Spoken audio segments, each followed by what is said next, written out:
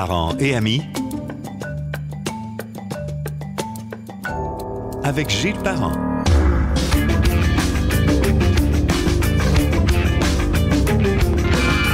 Bonjour et bienvenue sur Parents et amis. On a un invité qu'on aime tous et qui nous en dit beaucoup. Des fois, nous fait réfléchir beaucoup. Souvent, nous fait réfléchir. Des fois, nous fait se sentir coupable. Mais bien souvent, on l'aime parce qu'elle est sympathique, mais qu'elle nous aide et elle nous donne des conseils.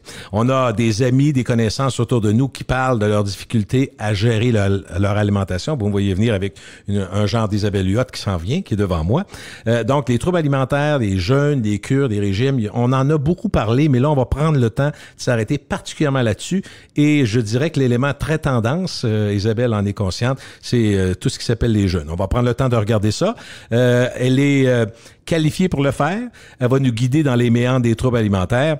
Isabelle Huot est docteur en nutrition. Bonjour Isabelle. Ah, Gilles, quel plaisir! Je m'ennuyais. Ben oui, je te comprends. Oui, je m'ennuyais de toi, vraiment. J'adore te voir. Oui, puis en même temps, vois-tu, je vais dire aux gens qu'on est dans tes bureaux à Montréal. Je suis content, à l'île des Sœurs. Oui. On le dira pas trop, mais dans les bureaux de Kilo Solutions. Alors ça fait réfléchir. Quand on rentre, on voit des pèses personnes, on voit des belles personnes qui travaillent. Oui. Non, c'est pas une culpabilité, mais ça me fait réfléchir. C'est ça, je veux pas amener de la culpabilité parce que pour moi, manger, c'est une source de plaisir importante aussi. Je sais que c'est vrai, en plus. Toi, tu le dis, tu te prives pas d'un verre de vin quand c'est le temps. Ouais. Le mot, les gens me parlent de toi beaucoup. Ça fait des années qu'on fait des choses ensemble, mais je veux te le dire. Ouais. Quand on me parle, il y a la fatigante, mais c'est sympathique quand ils disent la fatigante d'Isabelle avec son mot équilibre. Mais j'ai dit, savez-vous quoi? Il n'y a rien de mieux que ça. Il n'y a rien de mieux que ça. Ça reste vrai. Ça reste vrai. Elle a toujours dit, les régimes, c'est bon pour un temps, mais c'est pas bon sur le long terme. Voilà. Donc, bon, on va dire pour une approche holistique. Moi, c'est toujours ça que j'ai prôné. Complète. Okay. Kinésiologue, nutritionniste, psychologue, parce que le comportement alimentaire, c'est hyper important. Bouger dans le plaisir.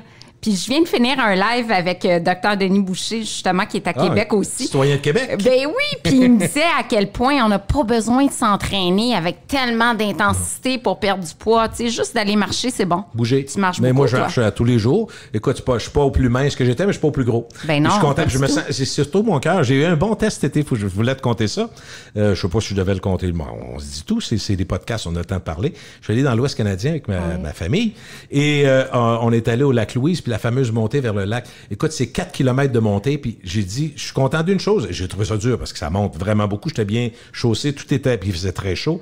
Mais j'ai dit, vois-tu, je suis arrivé en haut, puis je n'étais pas essoufflé tant que ça. J'ai dit, ça, c'est un bon signe. C'est mes marches à tous les jours depuis 4 ans. Ah, c'est les bénéfices de l'activité physique, c'est génial. Ça, j'ai trouvé ça bien, puis j'ai remarqué aussi que mon sommeil était meilleur. Tu sais, vraiment, ce qu'on entend qui nous atteint pas tant qu'on le vit pas, tu sais, que tu dors mieux, quand tu manges équilibré, tu manges les légumes, tout ça. Fait ça me fait tout le temps penser aux crèmes pour les femmes. Tu vas rire, mais souvent, tu sais, les femmes, à partir de 20 ans, vont dire, je fais attention à ma peau, j'ai une peau fragile, le soleil, puis tout. Fait tu mets des crèmes au dodo, plus que les hommes. Les hommes le font, mais moins que les femmes quand même. Mais de plus en plus. Oui, c'est vrai qu'il y a de plus en plus d'hommes.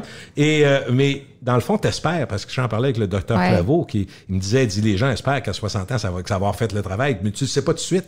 Exactement. Puis c'est la même chose pour la nutrition. Dans le fond, ça demande certains efforts. Puis si tu veux le faire sur le long terme, encore plus. Mais si tu l'intègres dans quelque chose que t'aimes, là, tu vas être capable de toffer. Je suis d'accord. Vraiment. Puis j'aime ça qu'on mette l'accent sur pas juste le poids. Tu sais, quand tu aimes bouger plus, ben il y a plein de bénéfices à bouger plus. Tu sais, le sommeil, comme tu dis, l'énergie, le fait d'arriver en haut, pas essoufflé. Mais écoute, juste ça, c'est merveilleux. Oui, c'est vrai, c'est un gros point positif. Bon, alors, j'ai pensé t'inviter pour parler des troubles alimentaires. Je sais que c'est important pour toi en tant que docteur en nutrition, ça doit revenir beaucoup. J'entends beaucoup de parler de gens qui ont des problèmes, des soucis avec la nourriture de différents ordres, leur poids, leur apparence et éventuellement l'estime de soi. C'est lié, hein?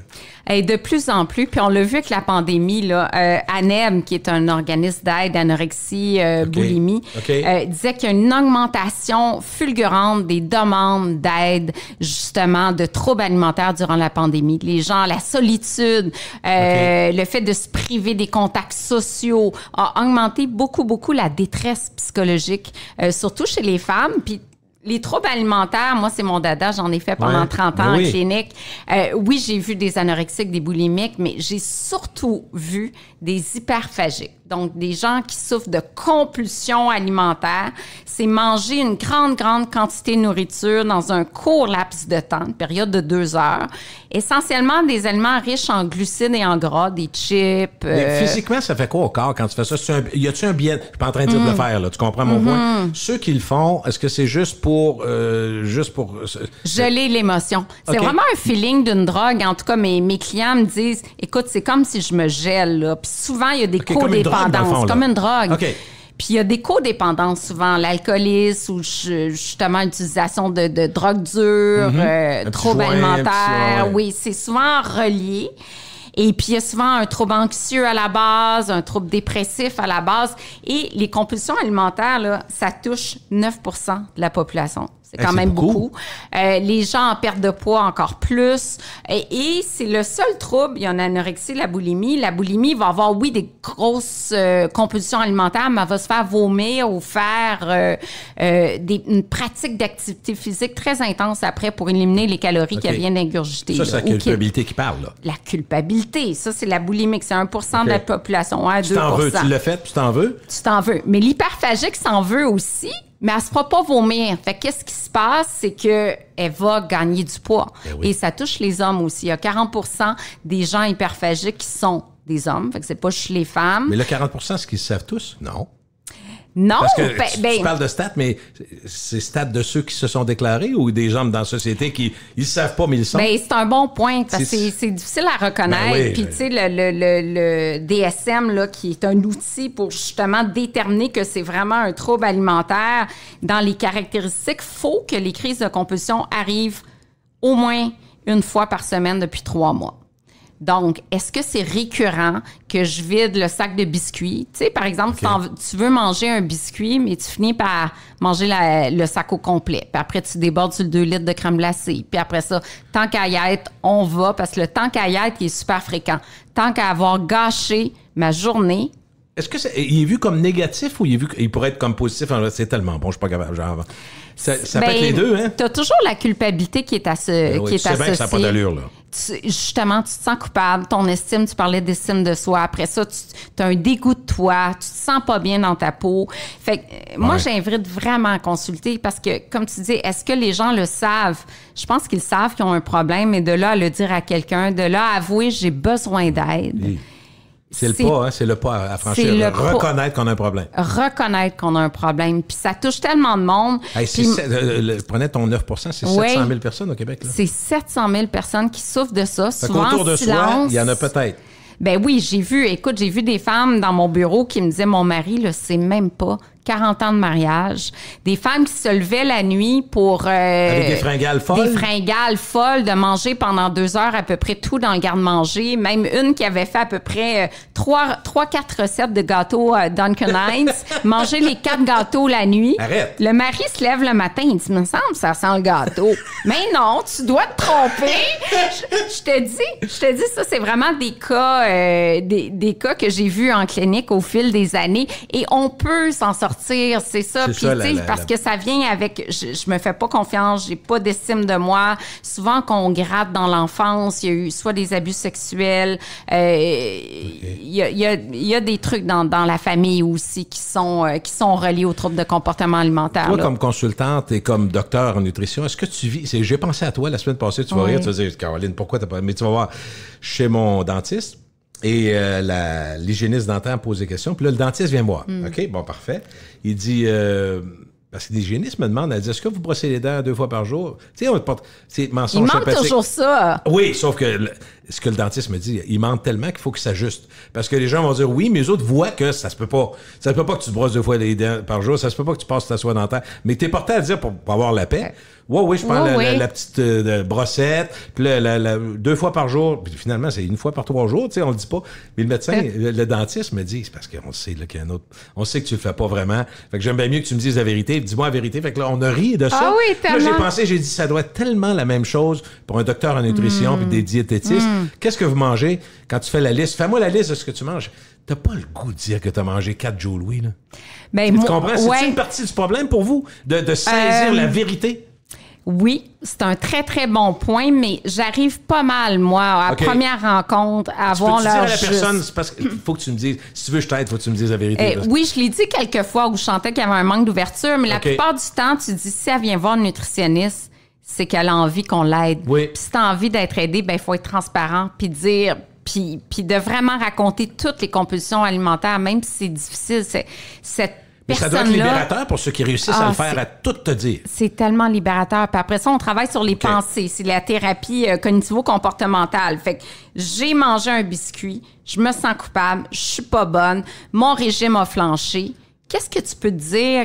Changer cette pensée automatique-là qui est négative vers quelque chose de positif. Donc, j'ai mangé un biscuit au chocolat. Bon. C'est pas l'idéal. Ça m'a fait plaisir. J'ai un bon goût de chocolat noir qui me reste en bouche. C'est bien correct. J'ai le droit de manger tout. Je suis pas dans un régime restrictif. Donc, on passe d'une pensée qui est négative. Je suis pas bonne, j'ai mangé, mon régime est gâché, je vais encore engraisser, encore un échec. Puis rendu plus loin, c'est d'abord, il est trop tard, je suis rendu gros, c'est pas grave, continue. Ben c'est ça. Si fait tu que perds c'est le changer contrôle, tes c'est pensées. ça. Ouais. Tout se passe dans la tête. C'est tout sûr. se passe dans la tête. Puis c'est pour ça que j'ai écrit un livre qui s'appelle Cessez de manger vos émotions avec la psychologue Catherine Sénécal. Un livre qu'on a traduit en allemand, en italien. Ça touche tout le monde, les compulsions alimentaires. Puis c'est beaucoup apprendre à gérer ses émotions. Puis c'est pour ça qu'il y a eu tellement une augmentation des troubles alimentaires durant la pandémie. Toi, t'es pas surprise de ça qu'une crise comme ça? Quel est l'élément? C'est-tu l'élément où on s'est ramassé tout seul puis on voyait plus de monde? Oui. Entre autres? Entre autres, l'anxiété, le stress. Les psychologues me disent, j'ai parlé à quelques psychologues de l'anxiété chez les jeunes. Il y en a qui se garochent dans l'astrologie parce qu'ils savent plus à quel sein se vouer. Fait que là, c'est psychologique tout le temps? Oui, puis l'anxiété, c'est généralisé maintenant, puis beaucoup chez les jeunes. Beaucoup de jeunes qui prennent la médication pour l'anxiété.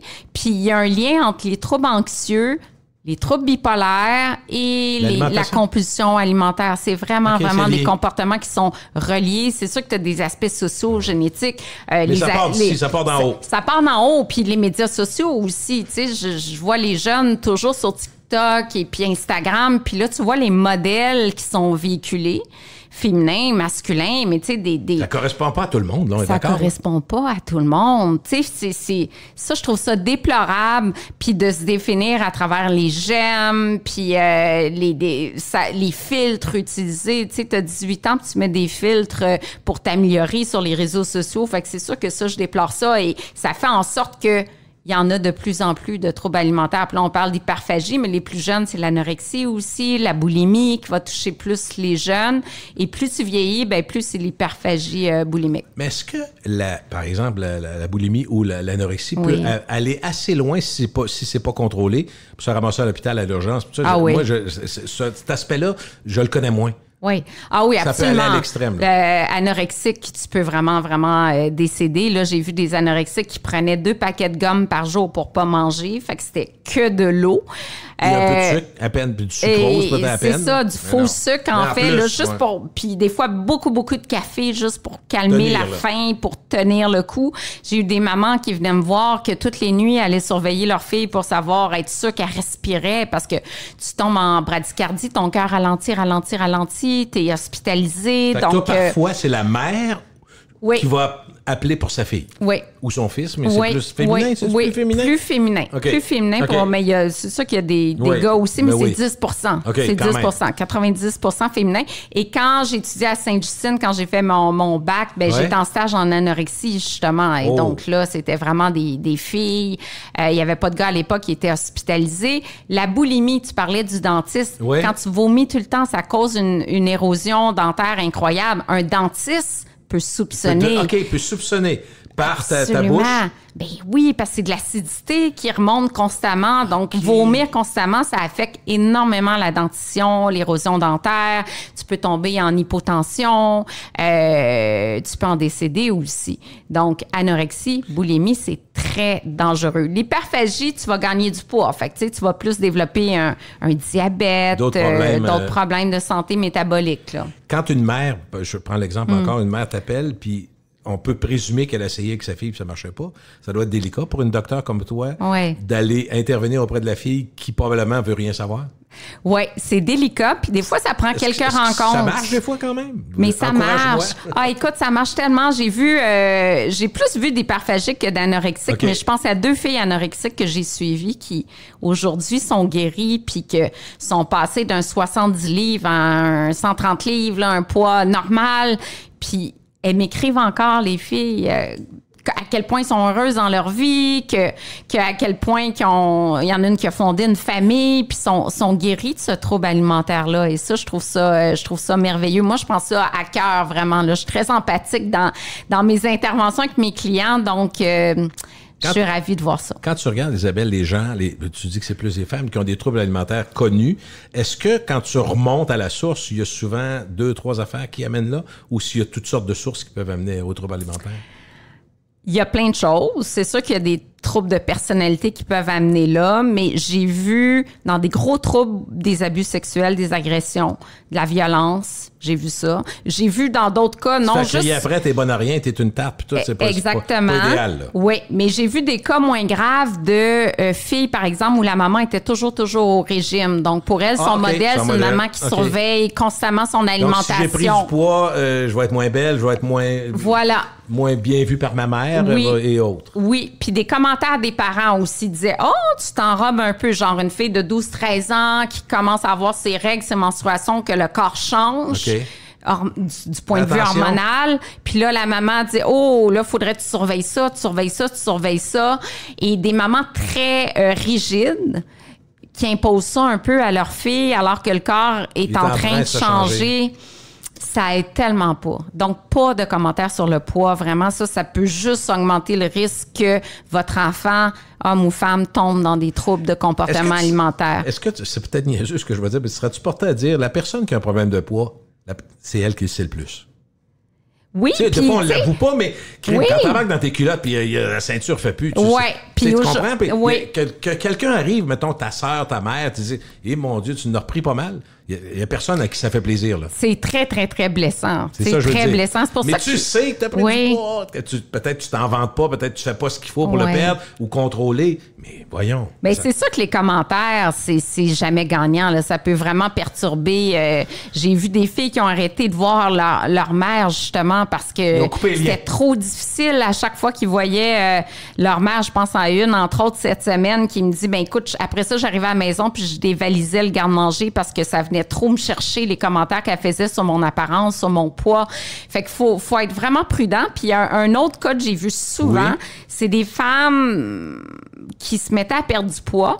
Puis à un moment donné, elles sentaient le regard des hommes, bien souvent, soit des femmes qui ont été agressées, sentaient le regard des hommes qui changeait. Donc, se sentaient plus désirable. Des fois, c'est gagner du poids pour t'enrober et devenir moins attrayante, entre guillemets, pour les hommes. Plan sexuel, par exemple, ou te protéger. Okay. Tu sais, créer une enveloppe qui te protège.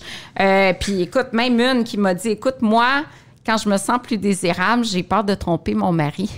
Fait qu'elle a plus d'offres, elle a plus d'yeux. Oui, elle a plus, puis elle dit, je suis très sollicitée. Puis j'ai le goût de sauter à la clôture. Puis mais c'est pas ça qu'elle veut, fondamentalement. C'est ça. Moi, j'aime mon mari, donc pour me protéger, je vais rester à ce poids-là parce que j'ai moins de tentation. Qu'est-ce que tu dis à une personne qui dit ça? Écoute, ben là, ça elle me l'a avoué au bout d'une vingtaine de rencontres. Fait que ça m'a pris du temps pour que j'ai dit pourquoi tu bloques toujours à 180? Je comprends pas. Notre objectif, c'était 140. Puis à chaque fois, on passait de 250, 180. Puis c'était toujours bloqué à 180. Puis en creusant, on a pu trouver ça. Que c'était ça. Est-ce que ton objectif, c'est de faire changer ça? Oui, c'est ça. C'est de travailler autre chose pour savoir pourquoi qu'elle avait envie de tromper son mari. Puis ça, mais là, rendu là, c'est de la psychologie, c'est plus de la nutrition. Mais pour te dire qu'en 30 ans, j'ai vu des cas fascinants. Quand on lit que plusieurs fois par jour, les gens regardent, soit dans le miroir, regardent leur corps, pensent à leur corps, il y a le lien entre le corps physique, l'estime de soi, puis le bien-être psychologique avec ça. Tout ça est lié? C'est lié, mais je dirais de moins en moins parce qu'on est beaucoup dans un courant de diversité corporelle, de s'accepter tel qu'on est. Et ça, je pense qu'il va falloir que ça se traduise dans les réseaux sociaux aussi, que je sens pas tant cette vague-là d'acceptation avec les différents formats corporels, de différentes couleurs de peau, etc. Fait qu'il faut... mais cette vague-là est intéressante, surtout pour les jeunes, je trouve. OK. De s'accepter avec ses différences. Que ce soit un handicap, que ce soit des gens trop minces, parce qu'il y en a aussi qui veulent gagner du poids, puis ils se sentent pas bien, qui n'ont pas d'estime d'eux parce qu'ils se trouvent maigres. Ça, j'en ai vu. Mais tu sais, il y a des nouvelles façons de déployer, mais ça a toujours existé, ça, j'imagine, un peu la comparaison entre les filles, les gars, l'attrait, l'attractivité. Moi, c'est drôle, je parlais à des amis récemment, puis on disait, nous, au secondaire, là, on portait pas attention à notre poids. T'sais. Moi, je mangeais des gâteaux vachons, sandwich au jambon, pain blanc. T'sais, c'est ça qu'on mangeait, là. Ben, c'était comme ça, c'est vrai. C'était comme ça. Tu mangeais ce qu'il y avait sur la table chez vous, là. Exact. Des Joe Louis, puis tout ça. C'est ça qu'on mangeait, puis je regardais, on jugeait jamais le poids des autres. On n'enviait jamais le poids. Hey, elle est plus mince que moi. On n'était pas là-dedans. On bougeait dehors, on avait du fun à faire, on mangeait pas super une bien. Une fille qui était belle, un beau visage, tu le reconnaissais, tu disais belle, un beau garçon, mais ça a toujours été, sauf que... C'était moins défini par le corps. Était pas là. Okay, pas du tout. Beaucoup moins, du non, tout. Okay. Pas le cul de la minceur. Non, imagine. Ça fait 30 ans? Exactement. Quand même. Il y a 30 ans, il n'y avait pas cette culte des régimes, cette culte, tu sais, on mangeait un peu n'importe quoi, puis on bougeait, puis on avait du plaisir, mais il n'y avait personne au régime dans ma classe. Aujourd'hui, quand on pense que les filles de 9 ans, il y en a plein qui se mettent au régime à l'âge de 9 ans, des statistiques, je te dis. Oui, 9 ans sont déjà au régime. Déjà, les filles comparent leur corps, puis de plus en plus les gars aussi. Puis ça, c'est l'arrivée des réseaux sociaux, j'en suis convaincue. C'est sûr. Mais oui. Puis les modèles aussi, les grands modèles de top, je disais top modèles, mais des Kardashian, des grosses émissions de télé qui ont été populaires, tout ça. Ça, dans le temps, nous, c'était nos modèles, mais maintenant, c'est beaucoup des modèles, les YouTubers, puis les influenceurs. Puis, t'as raison. Tu sais, c'est vraiment ça. Les facteurs aggravants de tout ça, on en a parlé un petit peu, c'est-à-dire s'il y a des problèmes familiaux, c'est sûr que ça aide pas. S'il y a un stress, puis le stress est assez présent. Tu parlais de l'anxiété chez les jeunes. Beaucoup d'anxiété, dépression. Il y a beaucoup de dépression en parallèle, l'hyperphagie notamment. Là. Vraiment. Ça va pas bien, Caroline, parce que les psychologues disent qu'ils sont inquiets du stress et de l'anxiété chez les 15-30 ans, là, entre autres. Vraiment. Les 15-30 ans, oui, absolument. Il faut trouver des solutions parce qu'il y a trop d'attentes pour les psychologues. Là. Même moi, j'essaie de référer des clients. Écoute, tu as des 2-3 mois d'attente. Tu fais quoi? Les programmes d'aide, il y en a. Il y a ANEB. Je pense à l'hyperphagie, ANEB, qui offre des ressources gratuites. On peut les communiquer avec eux par texto dans le milieu de la nuit, puis ils vont répondre. Ça je trouve ça extraordinaire. J'ai-tu d'autres choses à dire sur les troubles alimentaires? C'est toi qui regarde ta feuille. Là. Le perfectionnisme aussi, ça, c'est très fréquent chez les anorexiques hyperphagiques aussi. Des gens très durs envers eux. Et ce qu'on a observé... Exigeant. Et pour l'hyperphagique, c'est souvent des gens qui ont un don de soi, qui aiment donner, qui font beaucoup de bénévolat, qui pensent toujours aux autres et qui s'oublient. Puis ça, c'est pour ça qu'on voit ça un peu plus tard. Souvent, j'ai des mères de famille, les enfants sont grands, enfin, ils peuvent commencer à penser à elles, puis qui m'avouent, ça fait 15 ans que je souffre de compulsion alimentaire. J'avais pas le temps de m'occuper de moi. Puis c'était toujours de penser aux autres, de plaire aux autres, de tout faire pour les autres, mais de s'oublier. Puis ça, c'est un pattern psychologique qui revient souvent dans les troubles alimentaires. J'ai une question qui vient en tête liée à ça, mais liée à la pandémie. Juste savoir si ça a du sens, puis c'est réaliste. On est en pandémie, on est privé de plusieurs de nos plaisirs. On peut pas aller voir le Canadien, on peut pas aller voir nos amis, on peut pas aller jouer au soccer, on peut pas jouer au hockey, on peut pas faire mes activités habituelles. On a l'impression d'être privé de tout. Par contre, l'épicerie est ouverte. Quelques restaurants, tu sais, quand on dit c'est quelqu'un qui me faisait remarquer ça, quand on dit tous ceux qui ont fait du take-out, c'est rarement... Santé, c'est ça, je veux dire, c'est très free. Ah oui, t'as raison. Moi, je pense que si t'additionnes ça, les frustrations de tous les petits plaisirs de la vie qui sont pas juste alimentaires. Là. Il y en a beaucoup qui sont alimentaires, du chocolat noir, un petit verre de vin rouge. On a tous vécu ça. Mais je parle des plaisirs de notre jouer au tennis avec ses amis. Bon. Fait que quand t'es privé de même, c'est comme si t'avais une grande frange de la population qui arrivait dans des conditions qui sont celles qui ont des troubles alimentaires? Écoute, c'est prouvé. On a 31 plus de malbouffe. Je pense que c'est 25 plus d'alcool. Oui, c'est trouver des petits plaisirs dans la bouffe, du réconfort, dans les aliments souvent sucrés, riches en gras. Fait qu'on l'a vu, les gens ont mangé plus de sel, plus de sucre. Il y en a d'autres qui en ont profité pour se mettre en forme puis sortir, bouger à l'extérieur. On en voit aussi, mais en majorité, les Québécois ont gagné 5-10 livres. 6 à 10, c'est exactement ça. C'est ça. 6 à 10 livres durant la pandémie, vraiment. Sur 20 mois peut-être, puis là, il y en a qui... La fermeture des gyms, 31 ont fait moins d'activité physique. On a remplacé les gyms par le gin. C'est exactement. Ben oui, puis même nous, on disait, bon, ben là, c'est lundi, on se prend-tu un petit apéro? Ben oui. Avant, c'était jeudi, vendredi, c'était rendu le lundi. Fait qu'à un moment donné, il faut remettre une routine et puis remettre les bonnes habitudes. Là, on se garde du temps pour parler des jeunes. Je veux parler des jeunes. J'ai vu un article que tu as vu aussi dans le Gala français. Et eux autres voient un phénomène, entre autres, dans l'Hexagone, mais en Europe, qui est très, très fort. Toi, tu me dis que c'est fort aussi en Amérique du Nord, au Canada, aux États-Unis, les jeunes. Et je vous fais un petit scoop. En parlant, avant de commencer, je vais laisser Isabelle, parce que c'est elle la docteure en nutrition, mais elle me dit, il n'y a pas que du mauvais là-dedans. Oui, t'es pas en train de dire, je vais lancer des jeunes, mais parce que les régimes, tu disais, ça fait un temps, mais on peut pas baser sa nouvelle vie ou son hygiène de vie sur des régimes. Non, pas du tout. Là, ça marche pas, c'est du yo-yo. Puis le yo-yo, c'est l'équilibre. C'est l'équilibre. Là, on sortira pas d'ici, puis je vais dire au monde de faire des jeûnes. Non. Mais le jeûne intermittent, je me suis attardée beaucoup parce que j'ai beaucoup de clients qui faisaient ça. On sait que le jeûne, on peut le faire pour des raisons religieuses. On pense aux musulmans qui vont faire le ramadan pendant 30 jours, où tu ne manges pas et tu ne bois pas. Donc ça, c'est très sévère, mais c'est vraiment comme une forme de jeûne intermittent. Nos parents faisaient le vendredi poisson et le carême.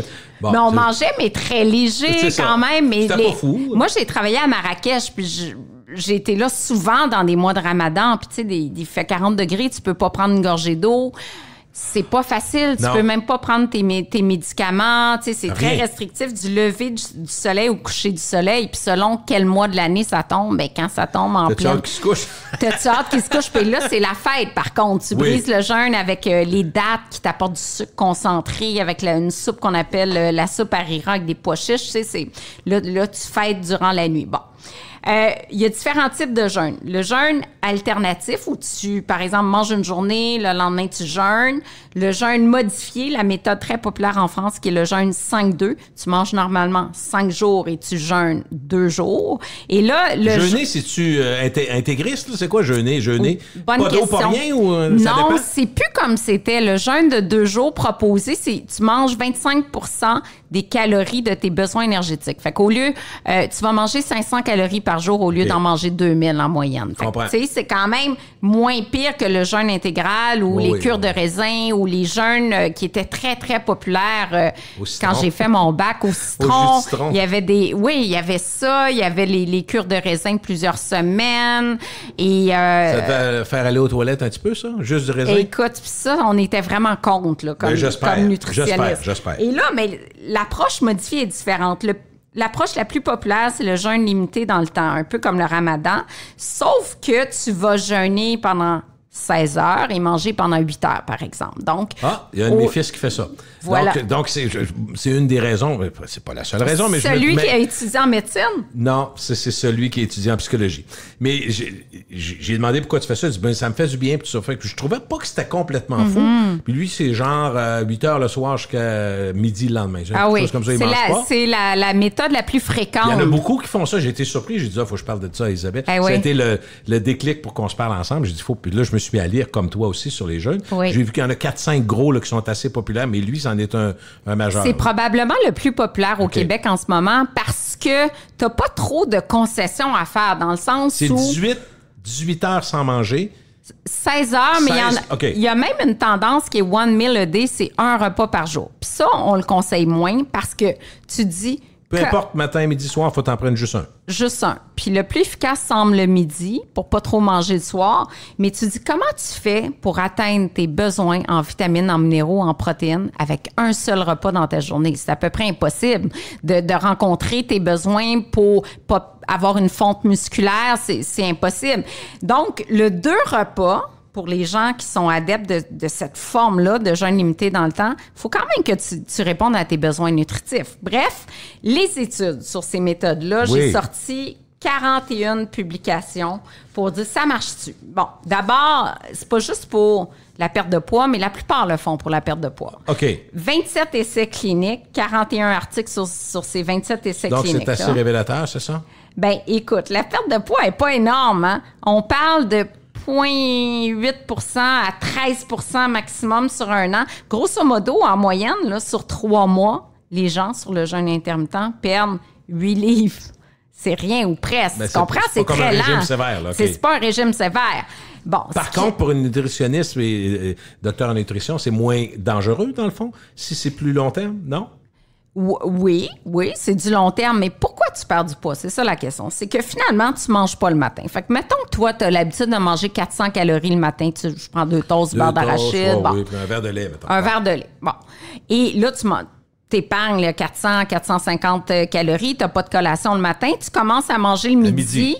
Tu as un peu plus faim, tu vas manger un petit peu plus. Il me semble que j'aurais très faim, mais non? Ben, il y a ça arrive-tu à s'équilibrer? Oui, la faim... J'aurais l'impression que je mangerais 8 toasts parce que j'ai pas mangé depuis le matin, mais c'est pas vrai. La faim est intense au début parce que c'est une modification de la leptine-gréline, les hormones de faim, satiété, mais après ça se calme. Donc, ton corps devient habitué à ce jeûne-là le matin, puis la faim est vraiment plus stable. Si bien que le midi, tu manges un peu plus, mais pas tant que ça. OK. Vraiment pas tant que ça. Et finalement, tu arrêtes de manger à 8 heures. Qu'est-ce qu'ils font en majorité, les Québécois, le soir? Tu disais, faut pas grignoter. Ben, c'est ça. Donc, c'est pas fou dans le sens où si tu grignotes pas. Il y a beaucoup de calories qui se consomment pas le soir parce que t'arrêtes de manger à 8 heures. Est-ce que tu dirais qu'en termes cliniques, c'est peut-être le plus équilibré de ceux que tu as vus? Ben, dans les jeunes? fait, ce qu'on constate, c'est que toute privation énergétique de calories te fait perdre du poids. Ça, c'en est une. Okay. Et c'est une façon que les gens trouvent facile. Mais pourquoi tu perds du poids? C'est qu'au bout de ta journée, il y a 400 calories de déficit parce que tu n'as pas déjeuné, puis tu grignotes pas le soir. Et ça fait en sorte que tu finis ta journée en déficit par rapport à tes besoins, et c'est ça qui fait perdre du poids. C'est pas le jeûne comme tel, c'est le fait de pas prendre ces calories. Voilà. Okay. En général, les études montrent qu'il y a 350 calories de déficit par jour. Fait que c'est pour ça que tu perds un petit peu moins qu'une livre par semaine, mais tu perds du poids.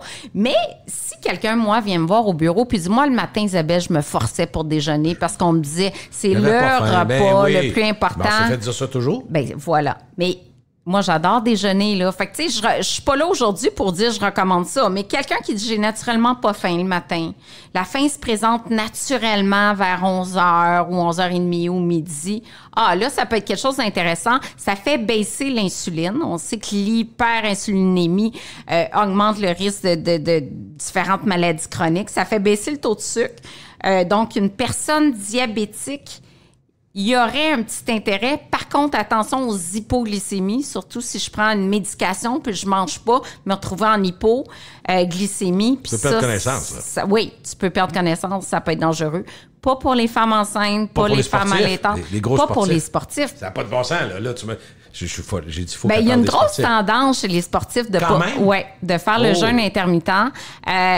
Les études montrent qu'il va y avoir une fonte musculaire chez les sportifs. Fait qu'ils vont perdre des muscles. Fait que c'est pas gagnant à long terme. L'entraînement à jeun aussi, c'est prouvé que tu vas t'entraîner avec un petit peu moins d'intensité parce que tu finis par manquer un petit peu de carburant. On utilise premièrement les sucres qui s'entreposent dans le foie, dans les muscles, sous forme de glycogène. Une fois qu'on en a plus, on commence à piger dans le gras, mais ça demande de l'adaptation du corps. Et pour les athlètes, la plupart du temps, ça va diminuer leur performance, puis il va y avoir une fonte musculaire, comme le régime cétogène, où on a vu qu'il y avait une fonte musculaire aussi.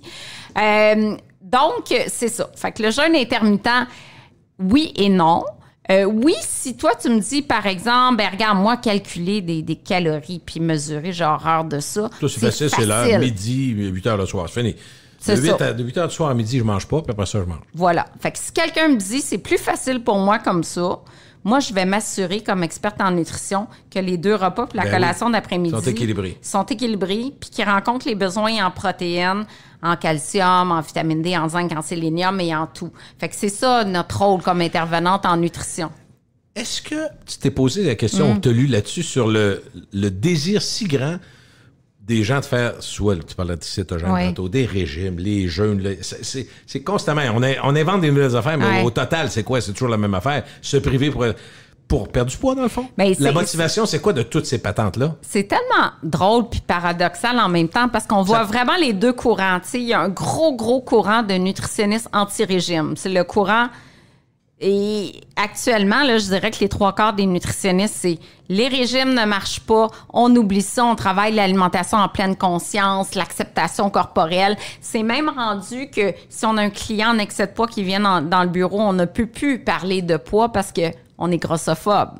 Donc, c'est rendu là. On se fait traiter de grossophobe et c'est ça. Parce que si je veux peser un client, on n'a même plus le droit.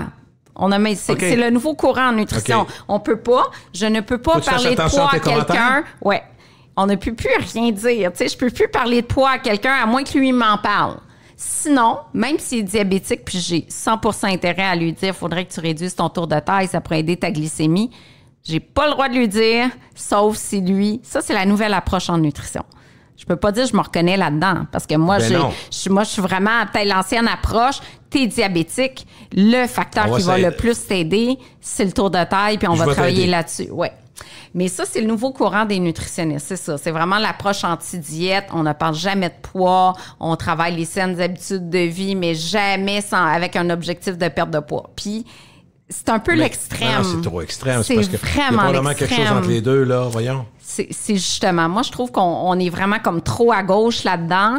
Puis, tu sais, c'est la prise en charge par la personne. C'est comme si on dit, t'es pas responsable du tout. C'est des facteurs génétiques, c'est l'environnement. C'est parce que t'as un McDo à côté de chez vous. Puis tes parents t'ont pas bien monté. Finalement, la faute est à tout le monde sauf toi. Sauf toi. Fait que c'est déresponsabiliser totalement la personne dans...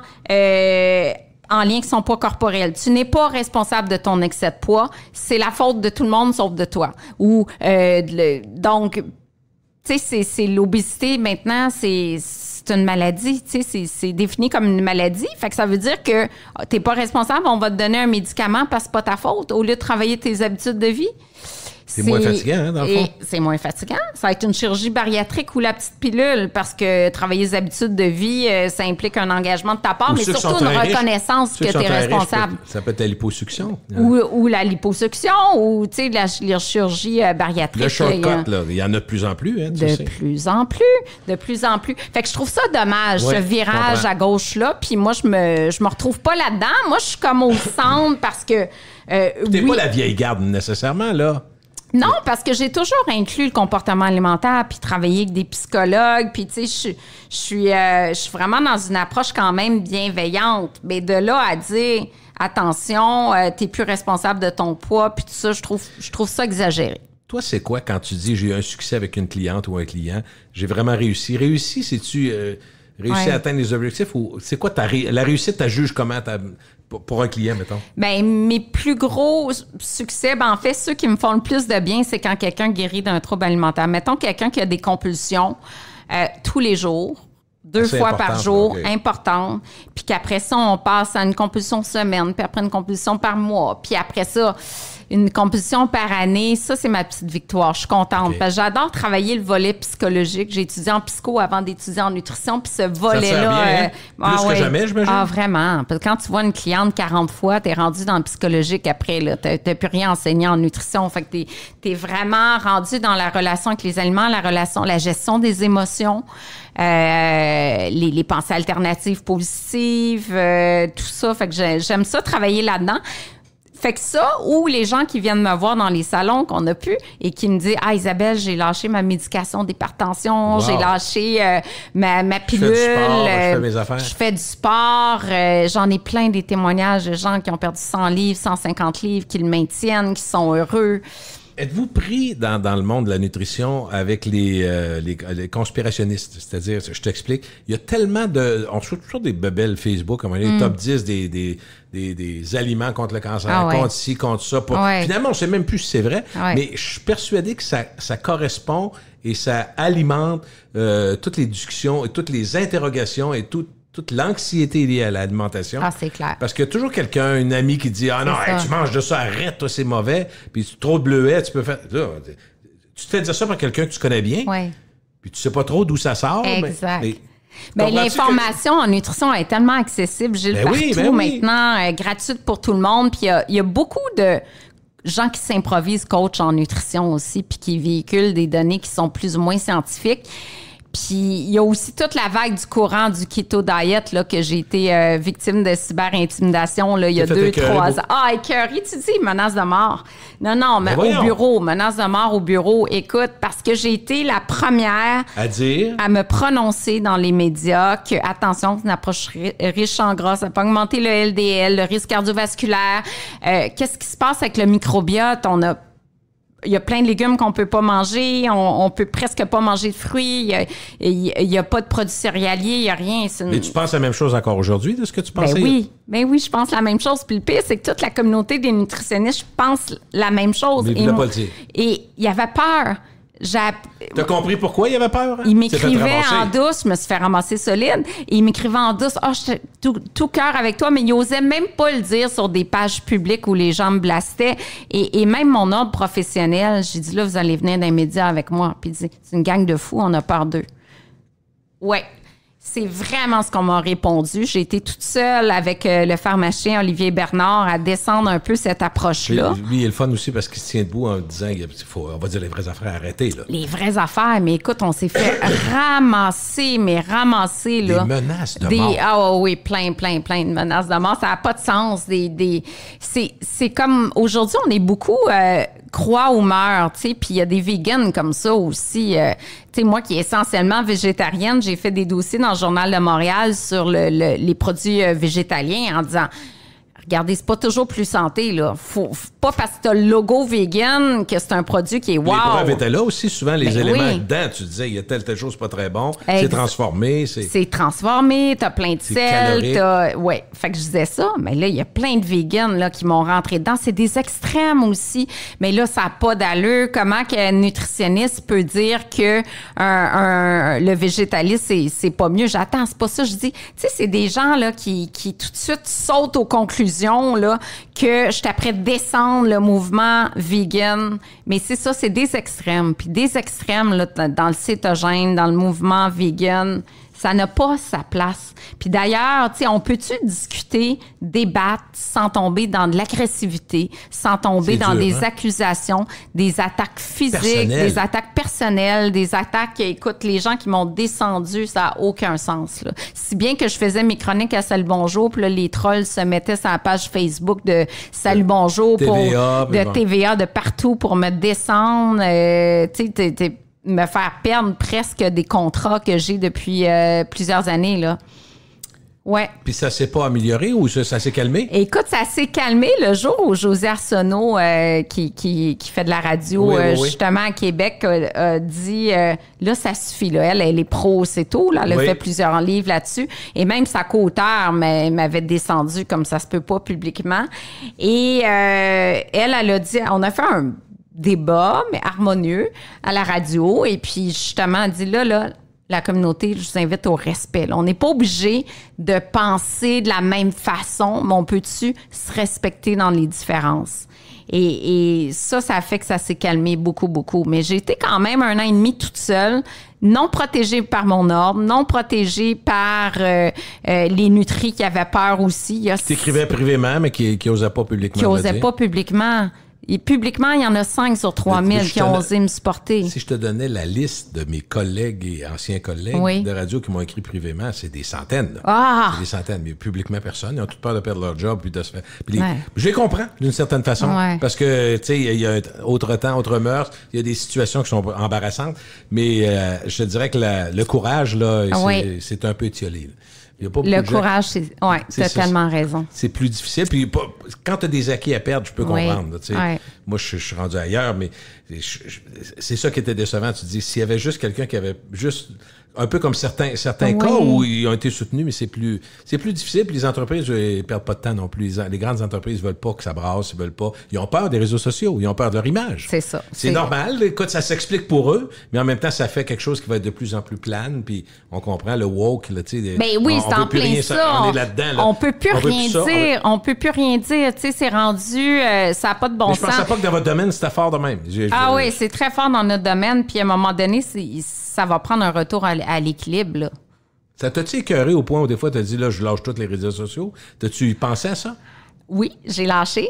J'ai lâché dans le sens où j'ai engagé quelqu'un sur Facebook pour, tu sais, je passais, c'est du temps à répondre à tout le monde sur Facebook, puis ça m'atteignait trop. Oui. Parce que je répondais aux commentaires négatifs, tu sais, puis c'est sûr que si t'as, mettons, tu sais, j'ai peut-être 300 messages par jour, si je n'avais 50 des négatifs, si tu mets toute ton énergie là-dessus, ça n'a pas de sens. Fait que j'ai carrément arrêté de répondre. J'ai engagé quelqu'un pour répondre pour moi. Puis j'ai dit, regarde, les négatifs, tu me le fais pas savoir, puis c'est tout. T'sais? Non, puis ils vont être là tout le temps. Non, parce qu'au début, je répondais, puis là, ça continuait, là. Et sais-tu qu'est-ce qui est plate? C'est que c'est pas un reflet de la société, malgré ce qu'on pense. Parce que, prends le gouvernement, mettons, les gens vont dire, ce que tu entends comme critique, c'est Legault, ça gagne là. Mais dans la réalité, quand les sondages... Même chose avec la bombe à Québec. La bombe vient de se retirer. Je le sais. 80% des gens, et c'est le plus haut score de l'histoire d'un maire à Québec. Très apprécié. Oui, sauf qu'on entendait juste ces chiens-là. Puis la même chose avec M. Legault. M. Legault, il est à 70%. S'il y avait une élection, il rentrerait une main dans le dos. Écoute, ils ont aussi des menaces de mort, Christian Dubé et compagnie. Puis tu te dis, mais ça n'a pas de bon sens. Parce qu'ils prennent des décisions. Fait que ce que tu vis, c'est pas le reflet. C'est pas tout le monde qui pense que tu dis des choses qui sont ça parce que les gens te lisent, puis te suivent, puis ils consultent. Ouais. Puis, l'équilibre, c'est ça aussi. C'est que ceux qui s'impliquent pas puis qui prennent pas de temps sur les réseaux sociaux, ça veut pas dire qu'ils sont d'accord ou pas d'accord. Ça veut dire qu'ils font autre chose. Voilà. Ça peut être une perte de temps aussi. Ouais. Écoute, on espère que ça va continuer longtemps. Oui, oui, tout à fait. Là, as-tu une dernière question pour moi? Peut-être. J'ai toujours des questions des gens qui m'en laissent, fait que je vais t'en poser des petites questions à rafale. On finit là-dessus. Est-ce que c'est encore vrai qu'il faut boire 1 à 2 litres d'eau par jour? Oui, 2,2 litres. Ça? Écoute, peau? La peau bien hydratée, tout le fonctionnement cellulaire, pour pas tomber en hypotension, on a besoin de boire, je dirais 2,2 litres pour la femme, 2,8 pour l'homme. OK. Pour éliminer aussi, ça oui. Puis même prévenir la constipation, on a besoin de boire. OK. On boit pas assez, dans le fond. On boit pas assez. Puis l'eau, les bouillons, le thé, le café hydratent. Tout ça, ça hydrate. Le café, 2 cafés par jour, contribue à l'hydratation. C'est sûr que 3 et plus, il y a un petit effet diurétique. Donc, les liquides, un verre de lait, ça compte dans l'hydratation. Bon, pro et prébiotiques, est-ce que j'en ai besoin? Autrement dit, faut-tu que je n'ajoute, faut-tu que je n'ajoute, faut-tu que je n'achète, faut-tu que j'ai des pilules? Tellement fascinant. Probablement que oui, mais la science est tellement en évolution sur le microbiote. Hein. On a 100 000 milliards de micro-organismes et quand l'intestin est défavorable, plus d'inflammation, plus de dépression, plus la santé physique et psychologique est affectée. Fait que ça prend des fibres, des probiotiques, des prébiotiques. Mais quelle souche, en quelle quantité, l'avenir nous le dira. Parce que là, pour l'instant, tout le monde se jette ses probiotiques en capsule. Je comprends, mais il faut comprendre que chaque souche a une action spécifique et une dose requise pour cette action-là. Fait que plus de millions de bactéries ou de milliards de bactéries ne veut pas nécessairement dire mieux. Ça dépend de la souche.